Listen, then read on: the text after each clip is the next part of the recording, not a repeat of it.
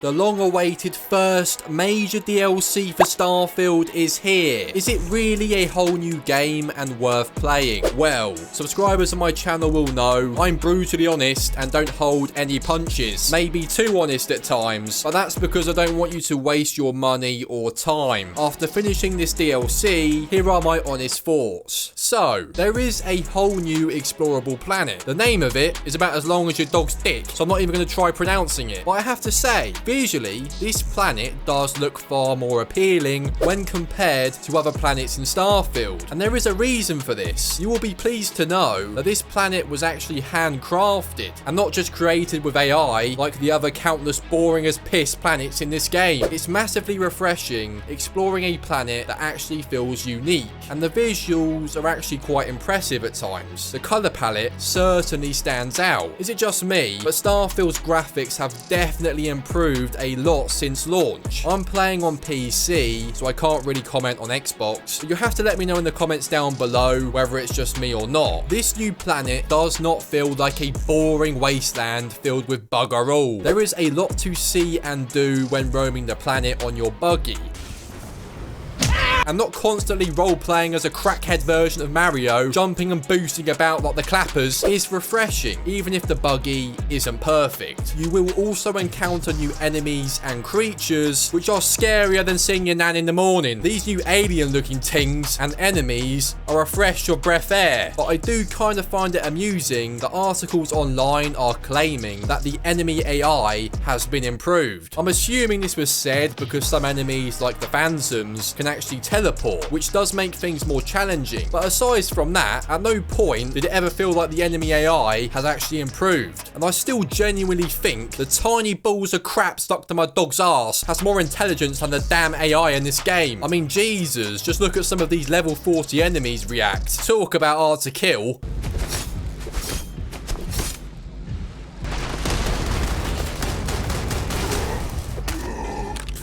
And yes, for those wondering, Sarah is still as useless as a nun's tits.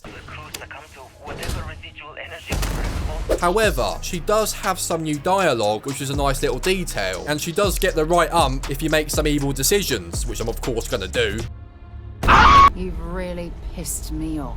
Some of the utterly bizarre things you can do in this game still makes me laugh. Like when I'm clearing out an enemy base with Sarah, murking about 80 enemies, and instead of saving the hostages, which have been captured by these utter gremlins, I discover a bed in one of the rooms, and the game allows me to sleep for 5 hours in the enemy base, whilst giving Sarah the sausage. Sorry hostages, just wait 5 hours whilst I bang the missus. I'll save you in a bit. I want to give this DLC an instant 10 out of 10 just for that alone. The realism is just out of this world. But unfortunately, the same can't be said for some other aspects in this game. I'm sorry to report that the stealth is still absolutely piss poor. Enemies can literally hear the air leaving your ass from about 100 miles away and will begin attacking you. Regardless of how good you think you are at sneaking around, stealth remains utterly pointless. So during the main quest, you will be tasked with just obliterating enemies with your weapon of choice. And this new DLC does introduce some new weapons, along with a new gun shop, which does require you to advance the story before you can use it, but nonetheless, it's a great new addition. So far, I've only had the chance to use the new melee weapon, which is quite easy to find on most dead bodies, and that was somewhat entertaining to use. But unfortunately, gun combat and melee is still quite lackluster for the most part. It's still clunky, with little feedback when using guns, along with horrendous physics at times. Gunplay isn't terrible, but it's certainly not going to produce a Rodon. At least we do have some new weapons though. And one of the opening missions in this huge ass ship with zero gravity was actually quite enjoyable, to be fair. But this is where the DLC takes an unexpected twist. And by the way, I've also noticed that the amount of you watching who are subscribed is still lower than a worm's tits. If you could spare 1.2 seconds to subscribe, it would mean a hell of a lot. But back to it. So, this is where things take a turn. Regardless of what I've said so far, and despite the clear ongoing issues in Starfield, which still remain, I did actually really enjoy the main quest and its missions in this DLC. You'll be surprised to know it's far better than the game's main story, and you won't find yourself doing the same old temple missions over and over, which is a major result. Both the plot and missions are entertaining for once, and there won't be any spoilers in this video, so without going into detail, in the main quest, you're tasked with piecing together what the hell previously happened to a faction and what led to their fate on this new planet. If you're into mysteries in space and dodgy experiments, you're going to really like it, and I'll be honest, I genuinely enjoyed it more than the game's base story, regardless of it being short in comparison. Although, I will say, without spoiling anything, the final mission was a bit tedious, and you'll definitely need to be at least level 40 to finish it. Don't even bother if you're a low level with shit-piss weapons and a load of lampshades in your inventory, because if you do, you'll just end up launching your controller at the nearest bedpost, as for some reason, the DLC decides to cane about 69 enemies at you in the final mission. It's not worth it. Don't increase your blood pressure or the amount of holes twatted in your room by attempting it at a low level. But the frustration doesn't end there. I was a tad bit disappointed with the ending, as the game gives you this major dilemma, and without spoiling it, one choice could make the rest of the game super interesting, and the other option was kinda lame, where things just return back to normal with very little impact. Knowing me, I went with the choice that would munter things up and make things interesting to see what would actually happen. But if you do that, the game says, "Go fuck yourself," and just restarts at your last checkpoint instead. Regardless, the plot was interesting and the missions were enjoyable, despite being a bit tedious at times. I did also get a chance to try out some of these side quests after finishing the main story, and once again, they are enjoyable and offer a lot of replayability. For me, Starfield is an example of quantity over quality. The premise of a game having hundreds of different planets to explore sounds amazing on the surface, but as we found out, almost all of these AI created planets felt empty and lifeless. This DLC is an example of how to do a planet correctly. The atmosphere and just overall layout feels far better than most planets in this game, and that's because it was handcrafted and not just created with AI. But unfortunately, because the focus at the start was quantity over quality, things such as the clunky gunplay, piss poor stealth, endless loading screens, tons of menus and occasional bugs still hold this game back to some degree, purely because they didn't master the fundamentals first. But one thing I will say about Starfield, it certainly offers bang for your buck. At no point do you ever run out of things to do, and this is one of those single player games that you can easily rack up over 100 hours in without getting bored, whilst other single player games out there will be priced the same but will become stale and boring with little replayability after just 20 hours or less. Regardless of the criticism and jokes I've made about Starfield in the past, there is a hell of a lot of content here, and this DLC is actually worth your money. It gives you even more things to do, a new handcrafted planet which feels unique, and even a main quest that is better than the game's main story. And to top it off, it won't cost you life savings, which is a nice touch. People spend more on God to Christ skins than the price of this DLC. So if you guys do want to try this DLC out, I'll leave a link down below where you can get it from Instant Gaming. And have you played this DLC yet? Make sure to leave your honest thoughts in the comment section down below. And what are your honest thoughts on Starfield in its current state? And to find out what GTA 4 is like in 2024, this was actually really surprising. Make sure to click the card on screen. You don't want to miss this video. Thank you guys for watching as always, and I'll see you next time.